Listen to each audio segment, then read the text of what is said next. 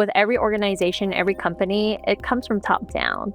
And as long as me as a founder, and currently I'm still CEO, as long as I am mentally there and I'm organized, I'm collected, and I have clear direction and clear mindset, I feel like the organization too will go into the organization. Like everybody will feel the same thing. I mean, of course, like in the perfect world, but it all starts with me, is what I'm getting at.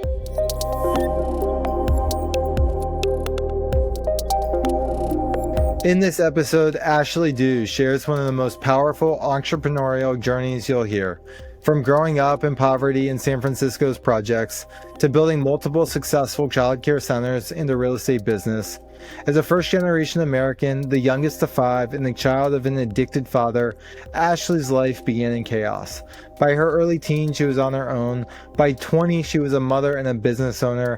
Ashley walks us through how she turned hardship into strength, why her unstable childhood prepared her for chaos and entrepreneurship, and how she built Meaningful Beginnings, a childcare brand that now serves over 130 students. She shares missteps, lessons, and mindset shifts that helped her rebuild her life after divorce, navigate financial setbacks, and step into leadership. We also explore how she's using real estate to expand her reach, why she's now focused on personal growth and healing, and how her story reflects what it means to build something from nothing. Stay tuned. This episode is a study in determination, emotional growth, and redefining success on your own terms.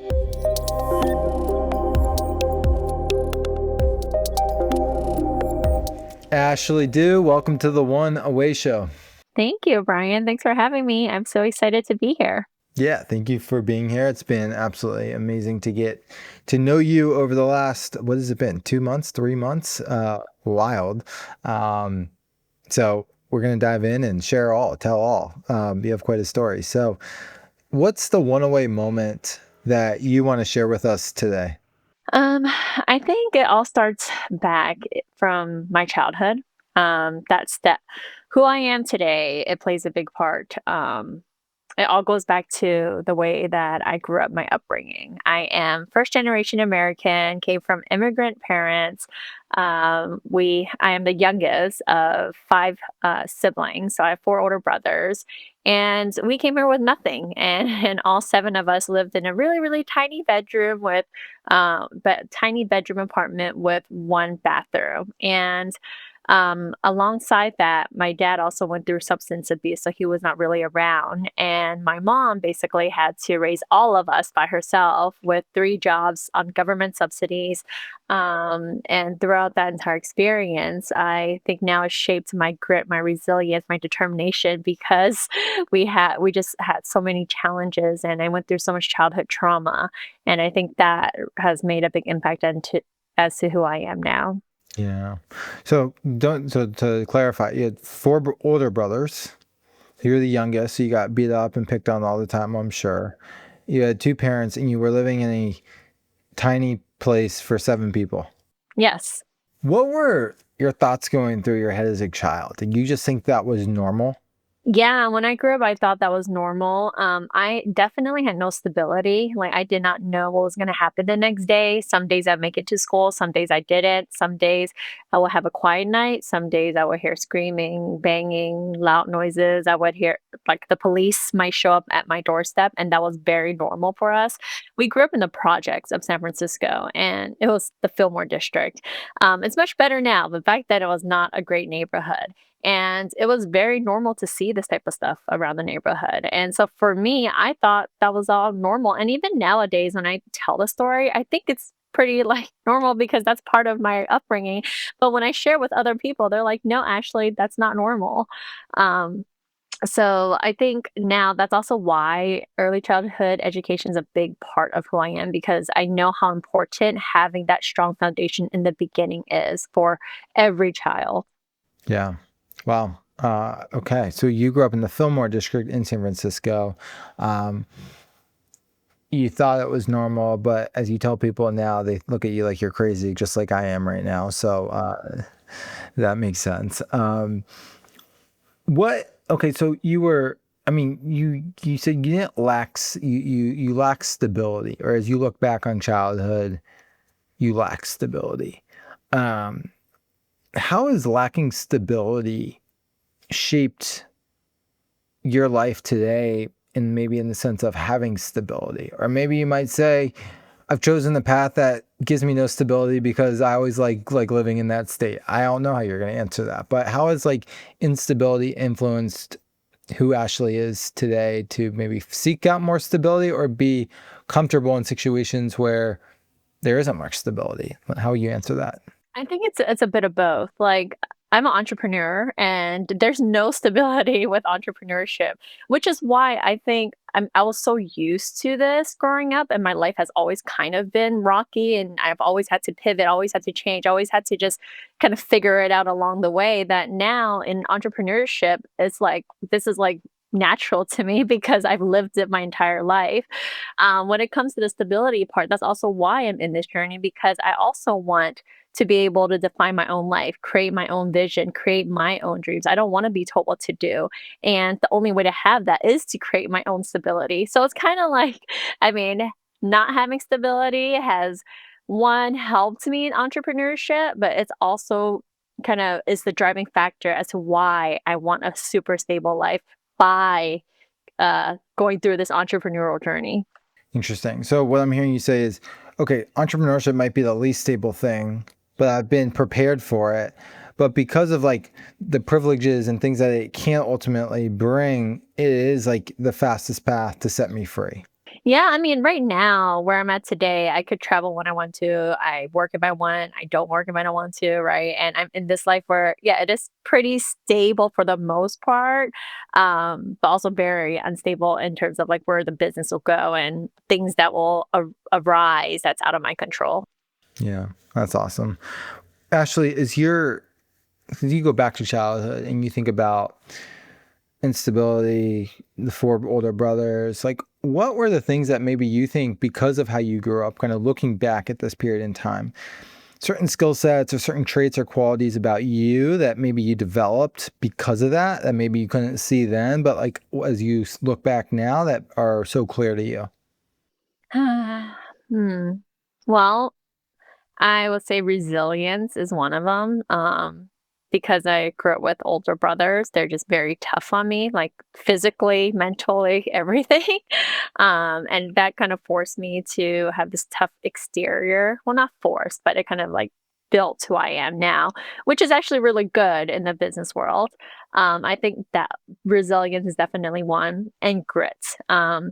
Because they never really babied me. It was more like I was always like one of the brothers. Like they always treated me like a brother. And also the other pieces, because we all grew up with nothing. They also taught me a lot of kindness because they always gave like what even though they didn't have a lot themselves, they would give whatever it was they had to me, and that taught me, like, compassion, empathy, kindness. When my because my brothers are all a lot older than me. I'm the youngest of 4 brothers, but the age gap between me and my youngest brother, we're already 6 years apart, and so I remember when they started working and they got jobs, they would save money just to buy me new shoes or new clothes for the first day of school, because, again, we had nothing, so for the first day of school, there were many days where I would go and I would have to, like, just wear all these old clothes or wear old shoes or wear like, hand-me-downs type things. So my brothers have shaped my resilience, my grit, my kindness, determination, a bunch of stuff. Yeah. Yeah, I can imagine like how could you not have grit and resilience when you're kind of thrown into the fire and kind of you were born into sink or swim in a lot of ways, right? Um as it meant, Ashley, I mean, whatever you're willing to share or not share, I mean, you seem like you when you're kind of put up when you're born when your back's against the wall, you gotta kind of find your way out. I mean, what do you look at the patterning of like how you grew up in your childhood? Were there things that you did or relationships you formed or things that, allowed you to maybe not escape, but maybe get out of your situation a little faster once you realize like, hey, like this is a little rough this way? Like tell me more about maybe that. I guess I'll just kind of tell you some more stories. um, Here we go. yeah, I mean, so by 11 years old, I was taking the BART by myself. Like, we're in the Bay Area. I would take the BART to Oakland. at 11 years old. By 13 years old, I was already not living at home by myself. So I think those two things already kind of shares like how much I was already escaping. I was trying to leave, and I will always constantly run away from home because home had no stability. And it was not because of my brothers. It was just because my brothers are so much older than me that they were already out hanging out with their friends and they were working, they were doing their own thing. So a lot of times I was at home by myself and I would be stuck at home with like my parents who will argue, fight, and just lots of like violence type stuff. So I always wanted to escape.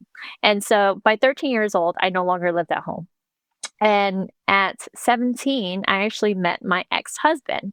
And then I had the opportunity to, well, not opportunity, but he was 13 years older than me. And he was like, okay, I need to get married soon. Because at that time he was already 30. And, I was young and I did not know what I was getting myself into. I just thought, okay, it sounds like there's stability here.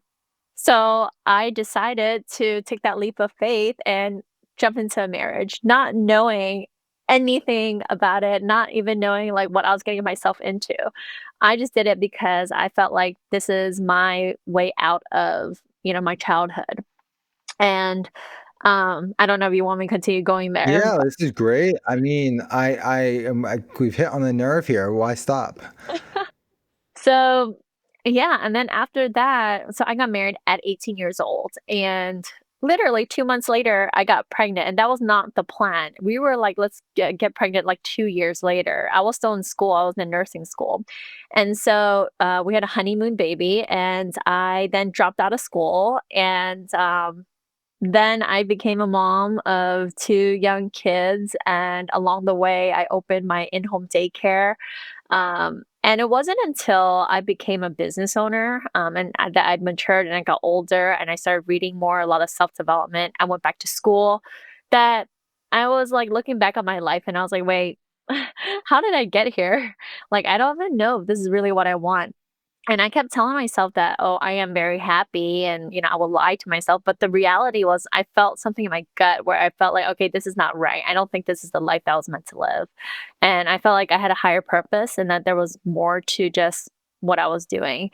I mean, being a mom and, like a stay-at-home mom and all that stuff was already that's a huge that's already a big thing. But I felt like I wanted to take that and bring it to the world. And again, at that time, I already had my daycare too, but my in-home daycare felt more like a babysitting service because it was in my home, right? It wasn't really like it didn't feel like an actual business itself. And I knew that had a potential to grow it bigger, and I knew that I could have done a lot more. But going back to that, like escaping, yeah, like getting married young, not knowing what I was doing, just allowing life to drive me, that was a big part of it. I just kept going with the flow. Even the day that I got married, I was like, I don't know if I wanna do this. I was on the floor crying in my living room, like, I don't think I wanna get married. Like, I was, like, 3 hours late to my own wedding. And I remember, like, a week beforehand, I would call my mom, and I was like, "Mom, I don't know if I should be doing this."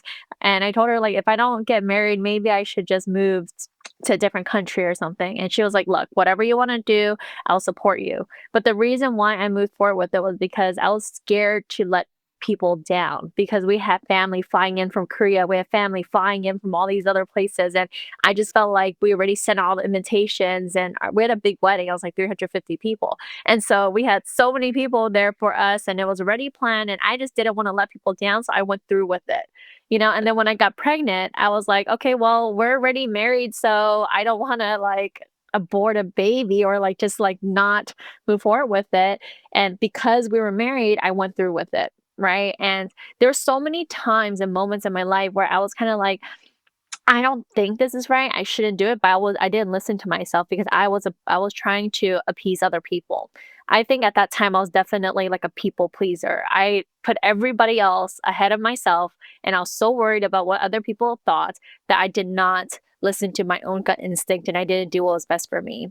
So eventually when I got smarter, when I had like more independence, when I built my own stuff, when I just became stronger, I was like, okay, you know what? I think this is the time for me to escape again and leave and now jump into another unknown. Because keep in mind, when I was married, I had a very stable life.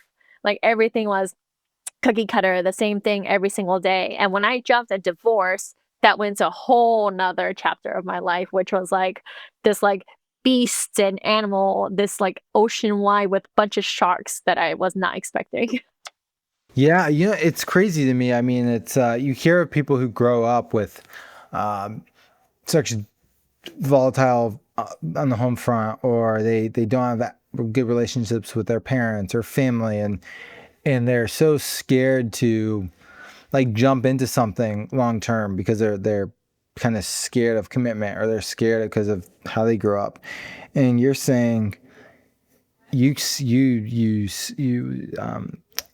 you escaped like into comfort in a way, but the deeper you got into the stability on your terms that you might have thought was a better life, you realized, yeah, like in my head on paper this is better, but it's ultimately like my body's telling me no, there's like something so much more for me. And it's not okay. Wow.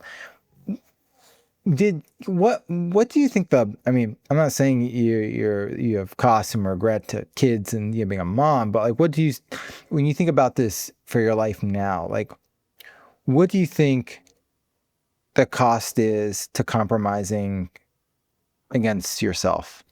Your own happiness.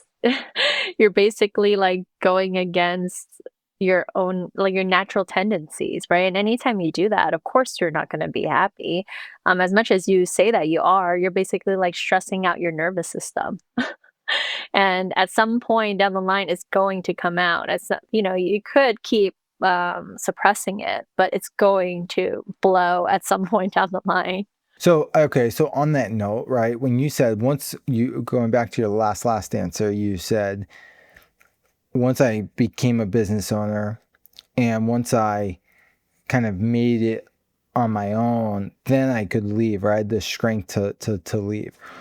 Was that when you were before you like had the business, but you had your kids or your first child, or was that a thought then, or was it only once you arrived at, oh, I kind of got life on my own, then I can leave?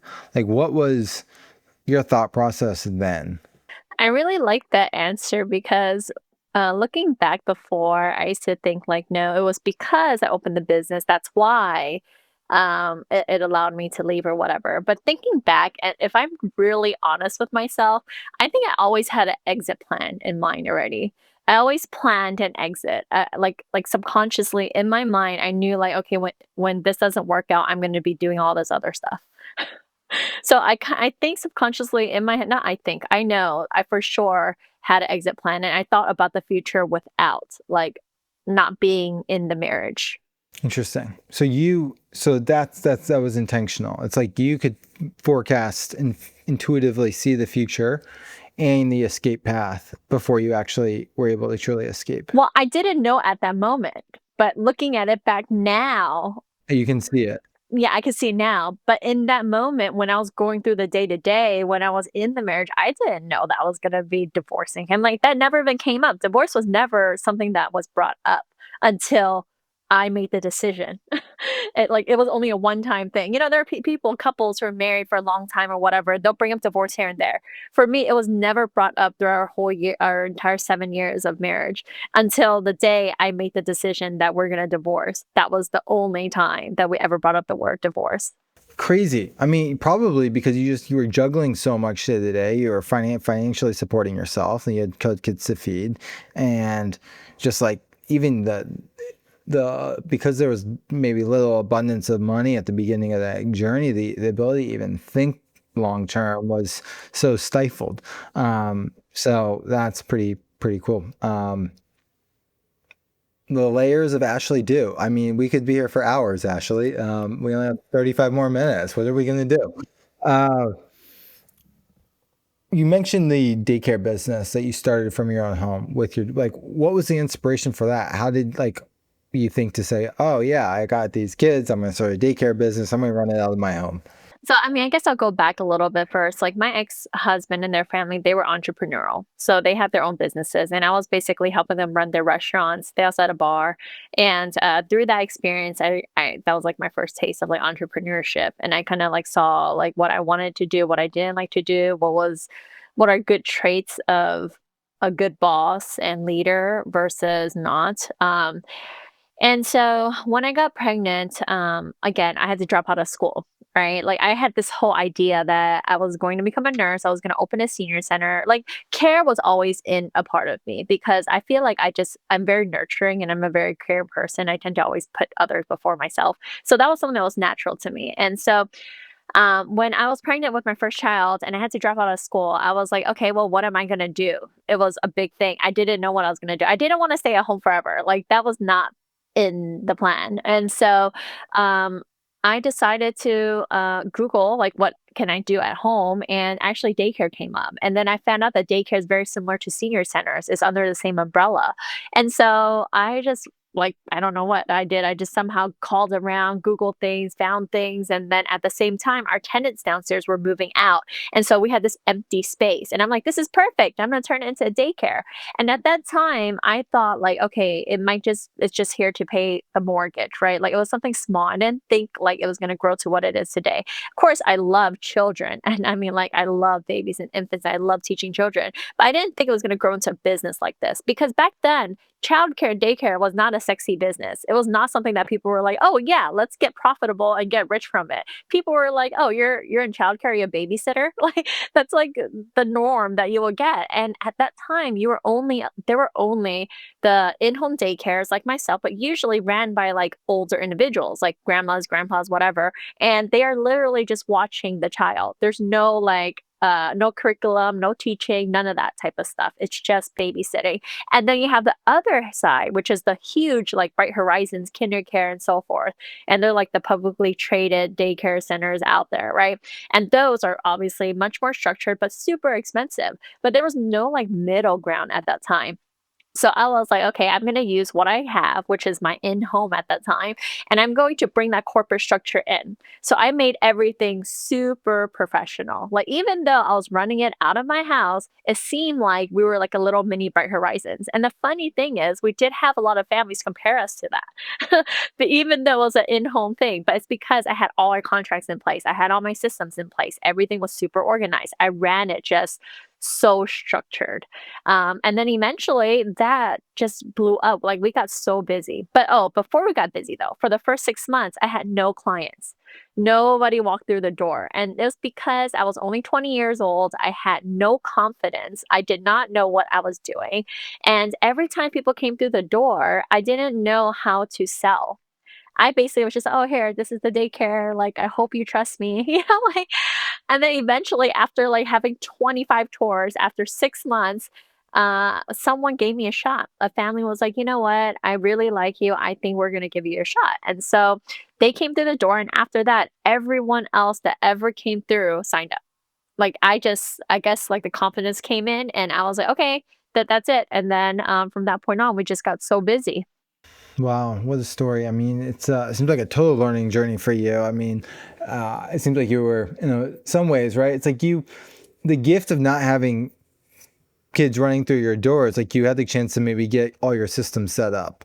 Um, so you didn't like you didn't grow a product too quickly that you didn't know how to maintain. The gift of not knowing how to sell perhaps was, hey, you had to learn the hard way of like how to sell. My question to you is like, what was the shift? Like 0 to 6 months, like what were you doing differently at the 6, 7 month mark versus the 2 month mark that started making people say, yeah, I'm going to trust you to drop my child off and put them in your hands? It's a mental thing, like, everything comes to, like, your mental, like, your mindset, that's what it is, not mental, but your mindset.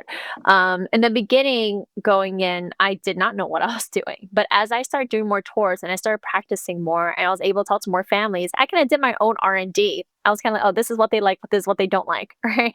And then through those experiences of so many people saying no, I learned how to kind of, like, sell for people to say yes.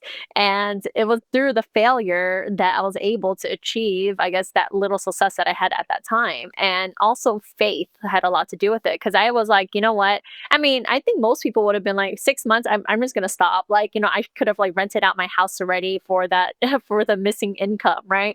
But instead I was like, no, I know people are gonna come through the door because I knew what I was building was special and different. I knew that my facility was one of the best out there, even though we're in home, but the way that I built it, the way that I painted it, like my heart and love and everything went into it. So I knew that there would be somebody for us, but those like first 20 whatever that came through the door, a lot of it was just because I was not equipped, I was not prepared. That was all. But so mindset is key and having faith is key and believing in yourself. But that's also because I put in so much work. Again, my love, my heart, my sweat, everything went into it that I knew that it was going to work. Yeah, that's awesome. I mean, look, it's super inspiring. I mean, it's, I was having a conversation with someone recently about like distance traveled when you look at like in the trajectory of someone's life. And it doesn't mean like physical distance traveled from like I hopped around the country or world, but like the distance they've had to travel in their own life to get to where they are and what that's required to do that. And it's like you fit that mold of the conversation so well, right? And I mean that as a compliment, as in like you're 33, right? You're never supposed to tell a woman's age, but you know, whatever. But there's some distance traveled over the last 13 years when you kind of look at the graph, right? And it's pretty impressive when you are like, yeah, like independent, capable person who was born into a, I mean, incapable, non-supportive environment. And it's like, you could have been the next cycle of your story, but you've like broken the cycle. And I think that's remarkable. So I just wanted to point that out. Yeah, I told you it's a coffee meeting. Um, so um, when you like the daycare, like it started 0 to 6 months, nothing. 6 to 12 months. I'm curious, like where was it at the year one mark, and then where is it now? Yeah. Oh man, looking back on those days gives me like goosebumps because I remember I was so excited and I was the one that did everything though. Like I was the cook, the cleaner, the diaper changer, the teacher, the bookkeeper, like, everything. I wore all the hats because I didn't have help. And then I hired my first employee, and hiring your employees is a whole nother learning lesson that nobody ever teaches you. And, of course, it's my first time. I didn't know, like, what am I supposed to look for? I don't even know if I had like an application question or not. But it was a friend that I hired. That was my first employee. Eventually, when we got busier, then I hired more people. But that whole process, I remember one thing that stood out the most to me that taught me how to be a good employer. I hired this woman that was much older than me. She was like in her 50s or so. And she constantly yelled at me. And I was her boss, but she would scream and yell and just like on the top of her lungs because I was so much younger than her. Right. So I think the respect wasn't there.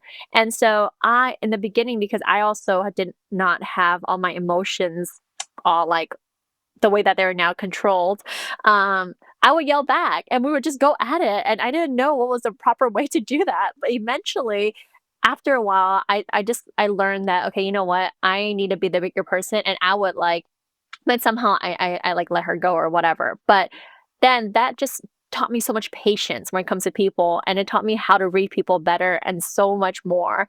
But within the first the that during that first year, employee was a big thing, like learning how to manage employees, how to like structure schedules, EDD, payroll, understanding like all the rights and things that they had. So then like I went from being like the in the classroom, cooking, all that stuff. I also had to manage the business and I had to juggle a bunch of stuff. And also not to mention the kids, like they're young, right? So you can't control them. They're like crying, they're angry, they throw tantrums, they're upset. But not to mention it's just like that's just the kids part. But then there's also have the parents part that you're dealing with.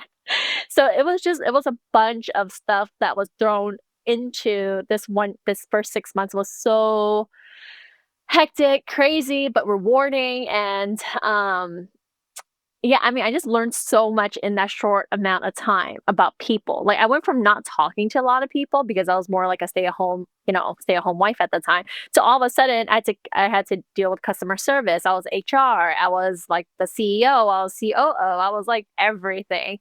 And yeah, the first year was really exciting, but super hectic. And I just learned a bunch of stuff through mistakes, errors, and all that. Yeah. Wow. I mean, quite a learning journey. I mean, handling the emotions and business, and it's funny. I mean, as you're talking, right? It's like the shadows of our personal life and the things and traumas, and it all shows up elsewhere. And I'm sure if you were to trace the things that were happening in the business to relationships and personal, it's like there's probably a lot of similarities that you're laughing. So Well, because what how you do one thing is how you do everything, right? And so, I mean, I truly believe that. And so, what you're saying, like, I'm like, yeah, that exactly relates to this. yeah, that's awesome. I'm glad we're on the same wavelength here. Uh, where's the business today? Like, give us a snapshot. How many years in are we? How many kids are coming through your doors on a weekly basis? Like, what's the life of the business today? Yeah. So, another story, real quick. So, after my divorce, I still had my in-home daycare, and I it was inside our house, right? So it was very complicated. And of course, the natural progression is that I'm supposed to move out. And so I started looking for other places. I was looking for whatever. And eventually, instead of finding another home for my daycare, I ended up finding a commercial center for it. So it kind of like everything happens for a reason. It was just, I did not like, I had in my mind that I wanted to open a commercial center at some point down the line, but that was not the initial like intent. I did not it wasn't like, "Oh, divorce and now open a commercial center." It was like, it just happened. I found it and I did it in my mind, and I was like, I did the math in my mind, and I was like, "Look, if I can make X amount with these 6 kids, I can make so much more with, like, 50 students," you know? And so, my ex at the time kind of, like, pressured me into moving out, and it was, like, a whole 'nother thing, but everything happens for a reason, and eventually I moved out and I found a commercial center. And in 2019, there's a lot more that goes into that though. Like I thought it was only gonna take like 6 months to build out the center, and I thought it was gonna take a lot less capital to build out. It ended up being like 3 times the amount of time and like 2 times the amount of capital. And yeah, that was a whole mess itself, but I've learned through that journey. So in 2019, we built our first commercial center. And then in 2022, we built our second one. And so today, we have over 130 students between the two sites, and we have plans to continue growing into more locations and providing more opportunities for all of our staff members. Wow, holy moly! It's funny, like the constraints of like when you were with your ex-husband of like that house, like you almost had to expand your container for your life and for the business just by like a forcing function of like what that required. Like had that not, sure the business wouldn't have been able to grow into what it is today, because in a way like that container was limiting you both personally and professionally. Yeah, and after divorce, like, I really wasn't sure if I was gonna keep running the daycare. Like, the daycare was doing fine, but it was not, like, profitable to a point where I could stop working. Like, I had to work, and I had employees, right? And at that time, I had 3 employees, and one of the employees, her dad had cancer, and she was supporting him. And, of course, I was like, "Okay, I don't wanna close my shop because I have these employees I have to take care of." So I jumped into real estate to make some money, and, yeah, thank God I did decently well, and I made that money and I reinvested it back into my daycares. So a lot of people, they're always asking me like, "How come you have a real estate background?" I'm like, "Well, I actually did that because of the money, and then after I made some money, then I reinvested it back into my daycare because at the end of the day, my focus and my passion are the childcare centers." Yeah, for sure. That's awesome. I'm inspired. It's hard to be inspired by people your own age, but it's good. That's good. If you're a founder looking to grow without raising capital or giving up control, Relent is built for you. Founded by entrepreneurs who scaled without outside funding, Relent helps companies find and retain talent, lower operational costs, and reinvest in growth. We've hired nearly 10 team members through Relent and streamlined our entire cost structure, freeing up capital to put toward what matters most. Even small teams can set up offshore operations quickly, compliantly, and without heavy infrastructure. With deep expertise in the India-US corridor, Relent combines cultural fluency with operational rigor and guides everything from team design to long-term scaling. Grow on your terms and start with Relent. To learn more, visit relent.team/arcbound. Ashley, you also, well, actually, before I even get there, I was going to talk about real estate in a different way, but the name of your company is called Meaningful Beginnings. What does that mean to you? Well, I think the words itself are pretty self-explanatory. But like to you, like the substance of it for you. Well, because my beginning was very challenging. It was not very okay, it is meaningful in its own way because I wouldn't be who I am today without all my past childhood experiences. But I want to create truly meaningful experiences. And to me, what it means is that I am helping people, I'm helping build futures together. That's our slogan, actually, building futures together. Meaningful Beginnings stands for, not stand for, but it means that we're building the future together for society, like in a bigger purpose, like way beyond just children. I'm talking about even the staff members that come through our doors. So it's building futures. It's just starting fresh, starting new, and being able to define your ending, even if your beginning was not that great. I wish I could just cut that clip up right now and post it. It's a viral one on our hands. It's beautiful. That's beautiful. Ashley, you have a whole real estate business as well. So you don't just have a daycare, but you have another entity that's, tell us about your background scaling a real estate business and how that came about on top of, what you've done with the daycare. After the divorce, I jumped into real estate and I was a realtor first. I started selling homes and I knew early on that I did not enjoy doing that. Like I did not enjoy like helping people find homes, selling homes. I didn't like the bidding wars. It's not so much about the clients. I didn't like working with the individuals, with like associates, with like other realtors because there is a really cold world. It was like a shark world. Everything's about money. Everything's about like getting one up. It's all about recognition, accolades, and all that stuff. Like, so I knew early on I did not want to get into residential real estate because it was just too much emotions involved. So then after I made my money in residential real estate, it wasn't a lot, but it was enough to fund the daycares.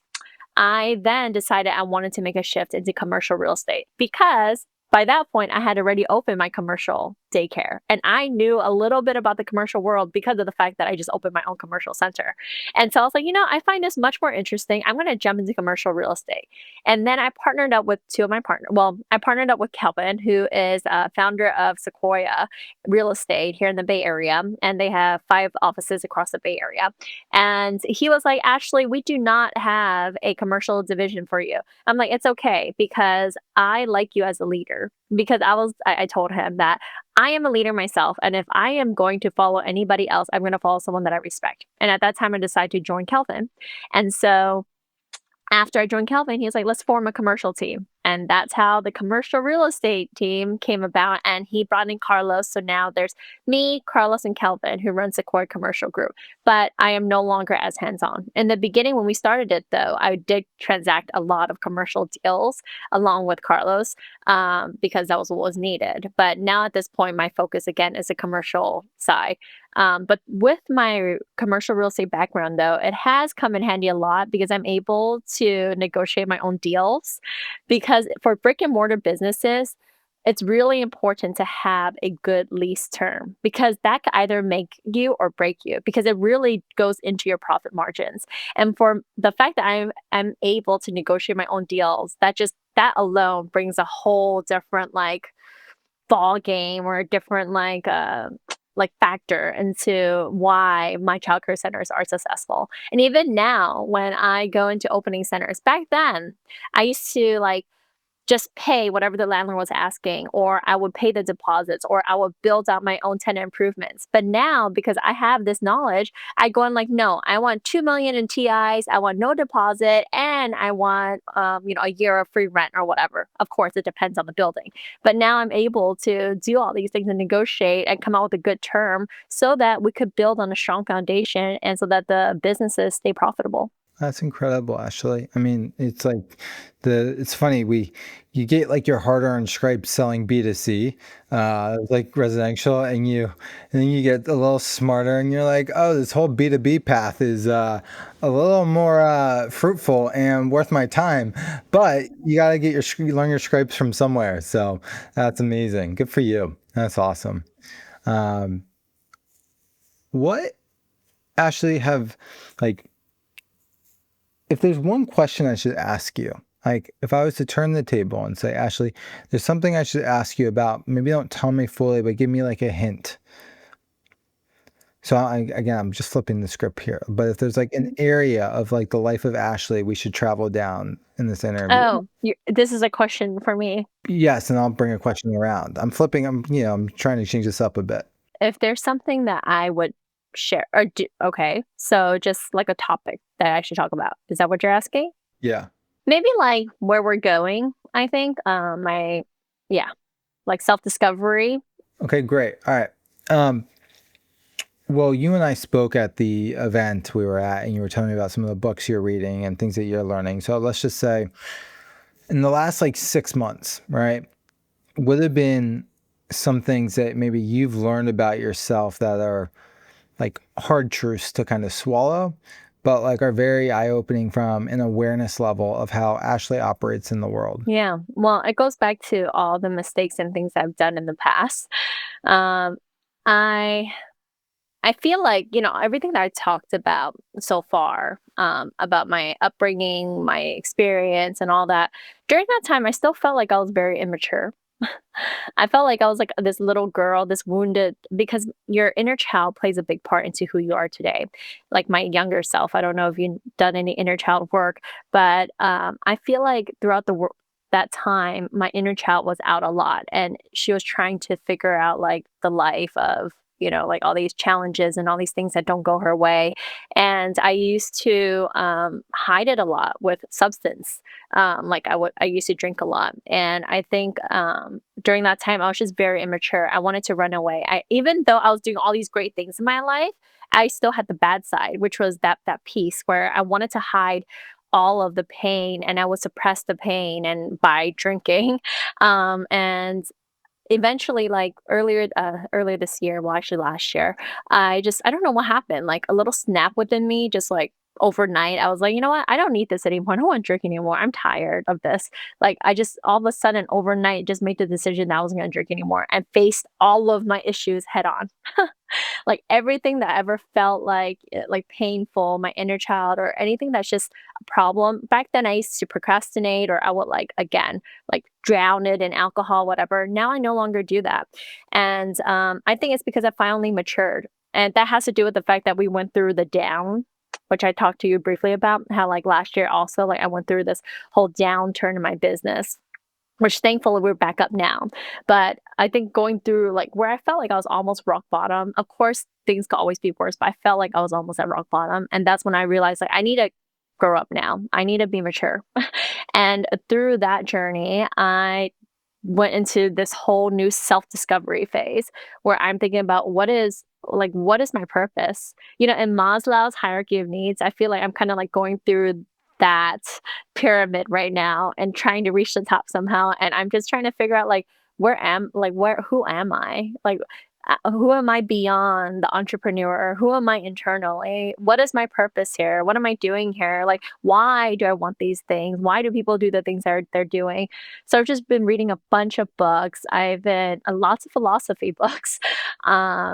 Think meditating more. And actually, next week I'm going to the Hoffman Institute.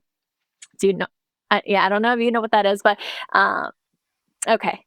Yes. So I am going to the Hoffman Institute for an entire week and with hopes of getting, well, finding some understanding about all the childhood trauma that I've been through, healing all of that, and hopefully getting rid of all like the bad habits and things that I have nowadays that are still here present today that arises when I go through like, I don't know, stressful times or whatever it is. Um, so yeah, and I think really with every organization, every company, it comes from top down. And as long as me as a founder, and currently I'm still CEO, if it as long as I am mentally there and I'm organized, I'm collected, and I have clear direction and clear mindset, I feel like the organization too will go into the organization. Like everybody will feel the same thing. I mean, of course, like in the perfect world. But it all starts with me, is what I'm getting at. And that's why I'm doing a bunch of self development. I feel like we're at this like crossroads right now where we're about to grow a lot. And like I told you, mentioned to you, I just mentioned to you earlier before the call, I feel like I'm about to like experience a new change and I'm about to go into this new chapter of my life. I don't know what it is yet, but I just know it's something. And it's part of this whole journey that I'm going through, which is why I have all this self discovery right now. Yeah, it's very admirable too. I mean, again, I'll just say your age, not to like keep pointing it out, but it's like most people don't um care to, I mean, it's rare, right? Unless you're 45 or 50 or 60, like to actually care about this stuff. Um, and you just kind of float through it and then they wake up and they're like, my life sucks and I should change. And you're like, no, I just want to keep like digging in, even though this is uncomfortable, but I want to know more. I want to learn more. I want to like, so the personal development to kind of explore those parts of yourself while deeply uncomfortable, I mean, is what can lead to more exponential growth. If I was to ask you, we can talk about like everything and where it's going and what this new chapter ahead looks like, but or doesn't look like. But if I was to say to you, if you script away everything you've done in real estate and you script away everything that you've done with meaningful beginnings, like who is Ashley as a person without the attachments of those entities? I think that, well, not I think. I know that I guess I'll give you traits. I'm still learning, okay? Like, I don't have all the answers yet. You don't? I don't. I'm still on self discovery, and I feel like this is a forever, lifelong thing, right? We're always going to keep growing. So I can't say for sure if I'm certain about knowing who I am right now. But I do know for sure I'm very kind. I'm generous. I have a lot of compassion. Um, I'm someone who wants to give back. I would like to say I'm a philanthropist. If money and monetary stuff was not a thing, I probably would have been volunteering and doing like lots of like nonprofit work type stuff.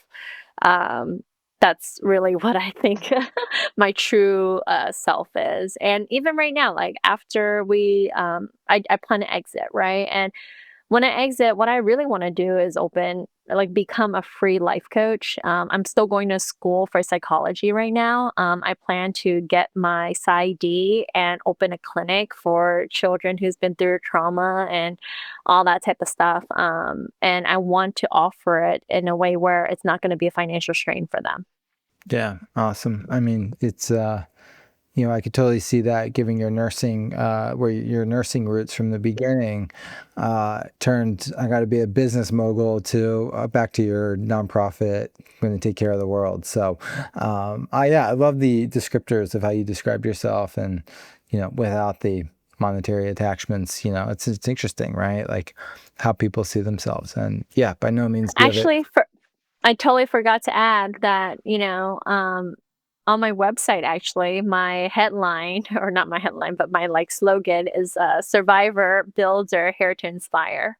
Because that is the truth. Like I've survived, I'm building, and I'm going to continue building. And ultimately, it's here to inspire and empower others. Yeah, that's awesome. Yeah. Special. I did see that on your site. I was like, that is you. You've spoken a couple of times now about this new territory or horizon ahead of you. You feel the change of season within, yet the season you haven't fully stepped into that season. I'm sure that Well, you may not know all the parts of that season. You know the ingredients of that season. What would you say is a part of what's ahead for you in that development, personally and professionally, that maybe isn't as abundant or within full focus today? So I guess your question is what's ahead, right? Without asking you what's ahead. Exactly. Yeah, definitely a better grown version of me, not better, but just a grown version of Ashley. I'm still growing. Every day I'm growing and learning, which means also bigger growth, bigger scalability, and a lot more coming for the childcare side. We have plans to grow and we will grow. And I feel like I'm implementing all the right systems and tools and people in places now. And I feel like we're equipped to get to the next level. And I just know that it's just right there. Like, and once we get there, we'll be able to provide a lot more opportunities, not just for families, but for our teachers, which is really, really important. Yeah, that's awesome. So you're talking about more growth professionally, like growth. Both ways. Both ways. Okay, what about, okay, so you see bigger horizons, you see more beginnings made possible and better endings made possible professionally. What about personally? Just more growth. Like, I'm gonna oh, you know what? I don't even know because I'm gonna go through Hoffman next week. I might become a completely changed person. Like, You could just quit everything and move to like the Himalayas and become a monk. I mean, all that across. is something that I've thought about. Like, that's something that I always jokingly say to my friends. Like, there's one part of me where I feel like I'm this monk where I'm so zen and so calm, but there's the other side where I'm this like business person and like this like, trying to like take over the world type thing. I'm in between the two. I don't know how to balance the two, but I'm learning. Amazing. Oh man, what an interview here. We have a few minutes left. I'm gonna ask you a few what are, like questions you're gonna answer on the spot. Like what are they called? Why can I not think of it? Like like rapid fire questions on the spot. Must be a long week. Sorry, I'm losing words over here. All right. If you could travel anywhere in the world, where would you go? Japan. Why? Because I love the attention to detail, and it's because I've been there already, and there's a bunch of other places I haven't been to yet, so I don't know, but I can only say about the places I've been to, and Japan's one of them that I really do enjoy because of the way their culture, the attention to detail, their way of life. I just love that. Favorite quality about yourself? Resilience. That's great. That's great. I was like, hmm. On a scale of 1 to 10, how good was this interview? 10 being the best. Well, it's a 10 because of you, Brian. Well, thank you. But I'm talking about quality without me being the I host. would think it's a 10 because of the fact that it was very natural and I was able to just share whatever it was on top of my mind. I didn't. You're just telling me what I want to hear. We need critiques. We Okay, it was need terrible, Brian. You could do better. Thank you. Great. Thank you.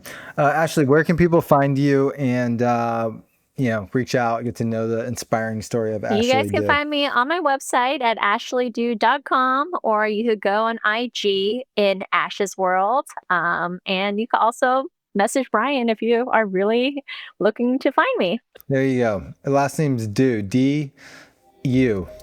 Ashley Do. Thanks for coming on. We'll talk to you soon. Thanks, Brian. Take care. Bye.